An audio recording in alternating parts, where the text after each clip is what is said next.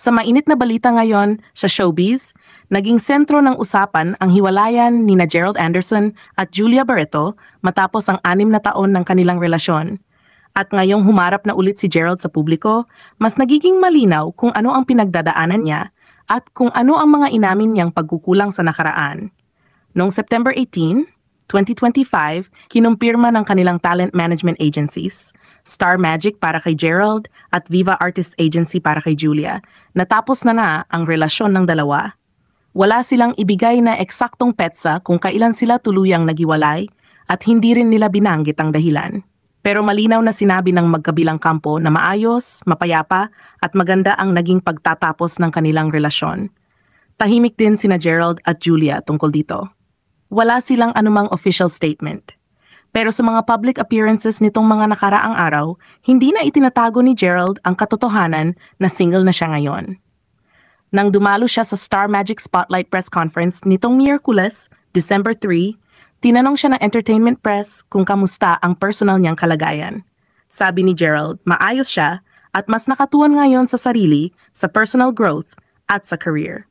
Ayon kay Gerald, okay daw ang pagiging single. Mas nabibigyan niya ngayon ng oras ang pag-aaral sa sarili, kung ano ang mga dapat pang baguhin, ayusin, at pagandahin bilang isang tao. Sinabi niya na wala namang perpektong tao, kaya mas gusto niyang pagtuunan ng pansin ang pagbuo ng mas matured at mas maayos na bersyon ng kanyang sarili. Hindi rin daw siya nagmamadaling pumasok sa panibagong relasyon. Gusto muna niyang maging best possible person bago siya muling umibig. Sa madaling salita, inuuna niya muna ang pag-aayos sa sarili bago ang pagpasok sa bagong pag-ibig. Sa parehong panayam, diretsahang natanong si Gerald kung may mga pagkukulang ba siya noong nakaraang relasyon at kung may mga bagay siyang gustong baguhin para sa future relationship niya. At dito, inamin niya, may mga pagkakamali at pagkukulang siya. Pero sabi ni Gerald, personal ko na yon. Hindi na niya isa-isahin ang mga detalye dahil mahalaga raw iyon para sa kanya at gusto niyang ayusin ito ng pribado. Hindi raw lahat ng bagay tungkol sa personal niyang buhay ay dapat ilabas sa publiko.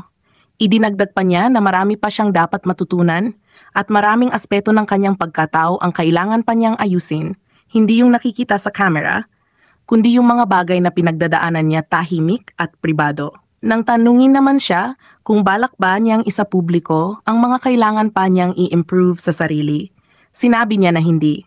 May mga bagay daw talaga na para sa kanya lang kahit isa siyang public figure. At may karapatan siya na panatilihing pribado ang iba pang bahagi ng kanyang buhay. Sa kabuuan, makikita na mas pinipili ngayon ni Gerald Anderson ang tahimik na paghilom, pag-grow, at pagbuo ng mas mature na bersyon ng kanyang sarili. At para sa maraming sumusubaybay sa balitang ito, malaking bagay na inamin niyang may mga pagkukulang siya. Isang hakbang ng honesty at self-awareness na hindi madaling gawin lalo na bilang artista.